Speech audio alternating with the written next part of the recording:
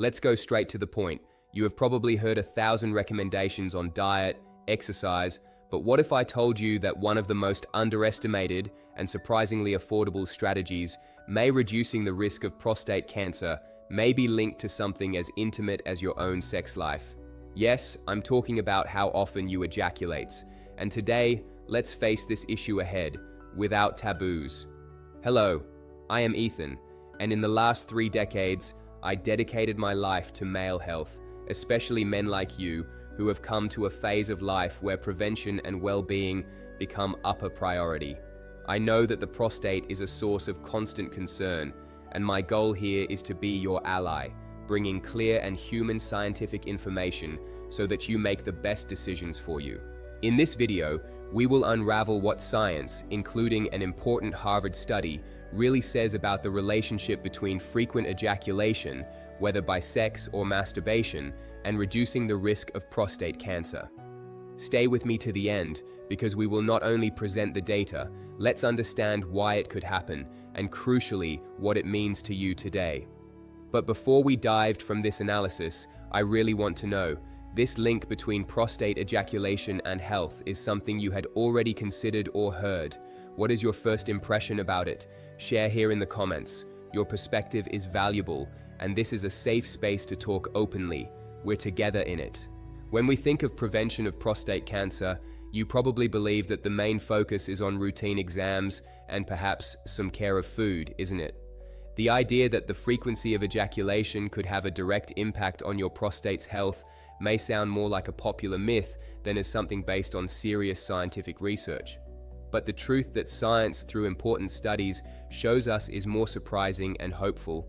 One of the most cited is the 2016 Harvard study, a robust scientific research that has accompanied almost 32,000 men over the age of 18. He revealed that men with frequent ejaculation, specifically 21 or more times a month, presented a reduction of about 20% at the risk of prostate cancer compared to those who ejaculated less, one consistent finding in different age groups, including men in their 20th and 40s. So the first thing you can do is open to this information, recognizing that your male health is a complex puzzle and that even your sexual activity can be a relevant piece for prostate health. This is not a prescription, but an invitation to understand the potential benefits of ejaculation of a new perspective. And now you should be wondering, but why would that happen? What are the mechanisms behind this possible protection? You probably believe that if there is a link between frequent ejaculation and the decrease in the risk of prostate cancer, there must be a unique explanation and already completely proven by science. Many think that if there is no definitive and irrefutable response, then the information is not so valid or that it is just speculation about prostate health. But the truth that scientific research and decades of experience showed me is that although we do not have all the spotted answers yet, there are some very plausible and promising hypotheses on how ejaculation could protect the prostate. One of the main ideas is the prostate cleaning theory. Regular ejaculations would help to eliminate potentially cancer substances and reduce the accumulation of crystals that can lead to inflammation of inflammation. Prostate, a known risk factor for cancer. So the first thing you can do is consider your prostate as an organ that also benefits from a healthy flow. Think of ejaculation not only as a reproductive event or pleasure, but potentially as a natural maintenance mechanism, which can help maintain the prostatic environment less prone to inflammation and abnormal cell development, it says. After listening to Harvard's study and possible protective mechanisms, you probably believe you now have a definitive response, almost a guarantee. Ejaculating more often means less risk of prostate cancer. Many may think this is the only key and other male health factors become secondary. But the truth that medical science and ethics require us to clarity is that we need to be cautious and understand nuances. It is crucial to distinguish correlation versus causality.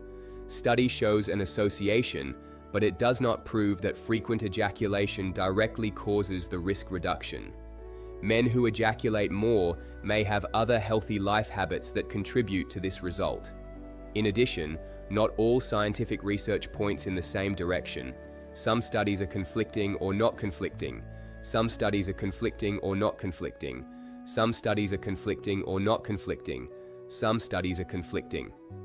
They show the same benefit, and it is important to know that the observed benefit may not apply to the most aggressive types of prostate cancer.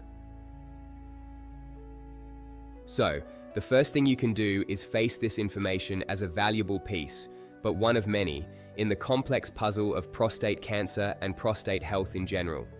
Do not abandon regular consultations to your urologist, preventive exams, balanced diet, and physical activity. Use this knowledge to enrich your conversations with your doctor and to feel more in control, but always with the floor of science, complete. Now that we understand the scientific panorama with your strengths and limitations, how can we join all this for a powerful final message? We have reached the end of our conversation today, and what I really hope you take with you is not just information about Harvard's study or details about frequent ejaculation and prostate cancer. What I really want is that you go out with a new perspective on the care of your male health, a perspective that knowledge is power, and even in the most intimate aspects is an act of deep self-care and responsibility. Remember, we talk about how studies suggest that a higher frequency of ejaculation may be associated with a lower risk of prostate cancer, possibly by mechanisms such as prostate cleaning and reducing inflammation.